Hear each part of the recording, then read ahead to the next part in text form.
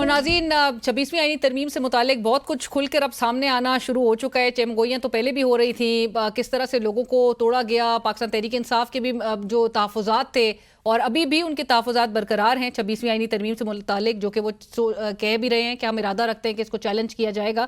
But اس پر ہی مزید بات ہوگی کیونکہ آج مولانا فضل الرحمان صاحب نے بھی انکشاف کیا ہے اسی 26ویں آئینی ترمیم سے متعلق, اور ایسے وقت میں جب حکومت 27ویں آئینی ترمیم کی طرف بڑھتے ہوئے دکھائی دے رہی ہے. سو اس پر گفتگو ہوگی. سینئر رہنما JUIFA سینیٹر کامران مرتضیٰ صاحب اس وقت ہمیں جوائن کر رہے ہیں. سینیٹر صاحب السلام علیکم, تھینک یو فار جوائننگ اس. کامران صاحب, گفتگو کا آغاز آج مولانا صاحب کے ہی اس انکشاف سے, جو انہوں نے کہا کہ حکومت نے 26ویں آئینی ترمیم پاس کرنے کے لیے 11 اراکین اسمبلی کو, اراکین پارلیمنٹ کو خریدا تھا. 9 تو پاکستان تحریک انصاف کنفرم کر چکی ہے, 5 وہ جنہوں نے ووٹ کیے ہیں آزاد, ان کے جو اراکین تھے نیشنل اسمبلی کے, اور 4 وہ جو کہ سٹینڈ بائی میں رکھے گئے تھے. آپ کی جماعت سے بھی لوگ تھے جن کو خریدا گیا؟ میری جماعت میں اگر ایسی کوئی بات ہوتی تو ابھی تک نکالے جا چکے ہوتے. میرے نالج میں ایسی کوئی بات نہیں ہے کہ کوئی خریدا گیا تھا یا بیچا گیا تھا. کوئی ہمارے پارٹ میں اگر کوئی ایسی بات ہماری جماعت میں ہوتی تو نکالے جا چکے ہوتے لوگ, تو ایسا ممکن نہیں ہے. اب حکومت 27ویں آئینی ترمیم کی بات ہو رہی ہے. رانا ثناء اللہ صاحب برملا اس کا اظہار کر چکے ہیں اور کہہ رہے ہیں کہ سیکیورٹی ادارے کیونکہ مطالبہ کر رہے ہیں کہ ملٹری کورٹس بھی ہونے چاہیے, ان کا قیام ہونا چاہیے. KP اور بلوچستان کے حالات کو وجہ بتا کر بتایا جا رہا ہے کہ وہ دہشت گردی کی شدت بڑھ چکی ہے, سو ان کا ملٹری کورٹس کا قیام ناگزیر ہو چکا ہے. آپ 26ویں آئینی ترمیم روک نہیں سکے تھے, 27ویں آئینی ترمیم کس طرح سے روکی جائے گی؟ ان کو کہیں یہ دونوں صوبوں کی حکومتیں ہمارے حوالے کر دیں, ہم ان کو یہاں دہشت گردی روک کے بتاتے ہیں. اگر صرف اتنا ہی مسئلہ ہے تو یہ دونوں حکومتیں ہمارے حوالے کریں صوبوں کی, ہم ان کو بتاتے ہیں کہ حکومت کیسے کی جاتی ہے. یہ زیادہ بہتر طریقہ ہوگا بجائے ملٹری کورٹ کے. اور ملٹری کورٹ کی کانسیپٹ کو ہم نے پہلے ہی ریجیکٹ کر دیا تھا. پہلے بھی جو ہے وہ جب اٹیمپٹ ہوئی تھی اور رات 12 بجے تک معاملات چلتے رہے, اس وقت بھی یہی آرٹیکل 8 میں امینڈمنٹ تھی. ہائی کورٹ کی جورسڈکشن کم کرنے کے لیے وہ لا رہے تھے, سپریم کورٹ کی جورسڈکشن کم کرنا چاہ رہے تھے, تو بہت کچھ تھا اس میں. تو وہ جس چیزوں کو روکا گیا تھا وہ اب وہ دوبارہ تو نہیں آ سکتی, ریجیکٹ ہم نے کر دیا. دیکھیے اس پہلے والے معاملے کو بھی ہم نے 5 ہفتے تک کم از کم پرولانگ کیا, اور 5 ہفتے میں پورے ملک میں جو ہے وہ یہ باقی دوست کہتے ہیں نا کہ جی ہم تحریک چلا رہے ہیں, وہ 5 ہفتے میں وہ تحریک چلانے والے کہاں تھے؟ ہم تو روکنے والے, ہم روک کے بیٹھے ہوئے تھے نا معاملے کو. تو تحریک چلانے والے میں کسی نے, آپ نے دیکھا کہ کوئی 4 بندے بھی سڑک پہ آئے ہیں کسی جگہ پہ, یا کسی نے احتجاج کیا؟ تو صرف اگر باتوں تک اگر دوسروں نے کرنا ہے تو پھر صرف JUI کے اوپر ڈال کے معاملہ چلانا ہے, تو اس طرح سے نہ کریں نا. اپنے بندے بھی وہ نہیں سنبھال سکے, تحریک کے لیے بھی ان کے پاس کوئی جو ہے نا وہ ایسی چیز نہیں تھی.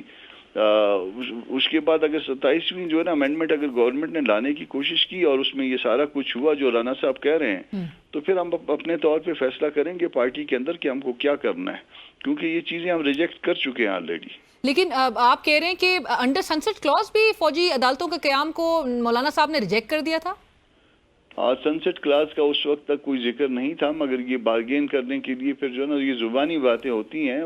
جو فرسٹ ڈرافٹ جو ہمارے ہینڈ اوور ہوا تھا جو 56 کلازز والا تھا, اس میں کوئی ایسے سنسٹ والی نہیں ہے. پر کامران صاحب, نور عالم خان صاحب تو کہہ رہے ہیں کہ وہ اس کی حمایت میں ووٹ دیں گے فوجی عدالتوں کے قیام کی. یہ آپ کی واقعی MNA ہے؟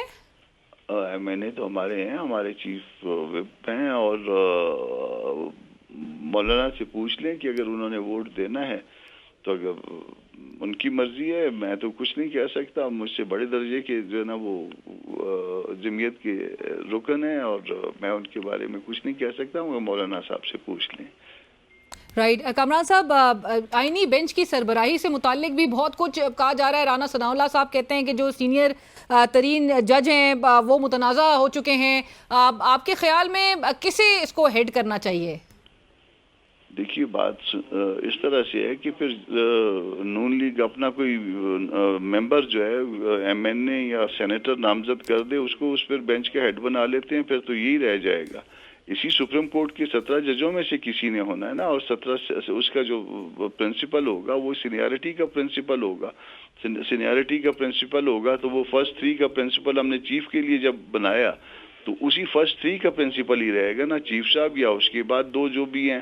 اب چونکہ چیف صاحب جو ہے وہ باقی 2 سے پہلے آ گئے ہیں، وہ چیف بن گئے ہیں، تو وہ چیف اور +2 ان 3 میں سے کوئی کر لیں، اسی پرنسپل کو بارو کریں نا.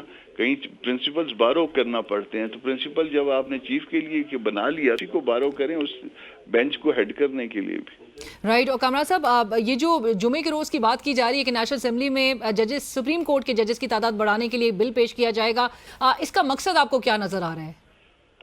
ان اللہ کے بندوں سے کوئی یہ پوچھے کہ انہوں نے ہائی کورٹ میں ججز پورے کر لیے ہیں، جہاں زیادہ کام تھا وہاں تو ججز پورے ہوئے نہیں ہیں. اتنی مشکلات گورنمنٹ پیدا کرے گی، وہ الٹیمیٹلی ان کے اپنے گلے پڑے گی. سر وہ تو کہہ رہے ہیں کہ ان کو تو درد ہے اس بات کا کہ جو بیک لاگ ہے کیسز کا سپریم کورٹ میں بالخصوص، وہ 17 ججز پورا نہیں کر سکتے. دیکھیے یہ سارے ان میں سے میجورٹی لاہور سے تعلق رکھتی ہے، تو ان کو سب سے زیادہ جو ہے درد جو ہے وہ لاہور کا ہونا چاہیے. تو لاہور کا درد پہلے لے لیں اور لاہور ہائی کورٹ کے ججز پورے کر لیں، جس میں آدھے ججز نہیں ہیں. تو جب لاہور کا درد ویسے بھی لاہور ہے، اور جب لاہور کا درد ٹھیک ہو گیا تو ہمارا بھی درد ٹھیک ہو جائے گا. تھینک یو سو مچ، بہت شکریہ کامران صاحب، آپ نے وقت نکالا، بہت شکریہ. پروگرام میں وقت ہوا ایک بریک.